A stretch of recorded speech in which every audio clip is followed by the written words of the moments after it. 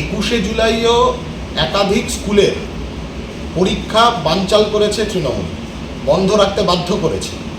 এখন আবার 28শে আগস্ট, ভাবভাবটা এমন যেন টিএমসিপির বাপের সম্পত্তি কলেজ ক্যাম্পাসগুলো, ইউনিভার্সিটি ক্যাম্পাসগুলো।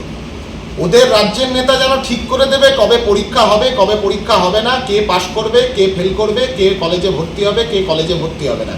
এই যে মাতব্বরিটা, এই যে দাদাগিরিটা, এই দাদাগিরিটা পশ্চিমবাংলার সমস্ত কলেজ, বিশ্ববিদ্যালয় ক্যাম্পাসে এবং স্কুল ক্যাম্পাসেও পরিচালন সমিতির দ্বারা, গভর্নিং বডির দ্বারা কলেজগুলোতে, বিশ্ববিদ্যালয়গুলোতে এই দাদাগিরির মডেলটা তৈরি করেছে।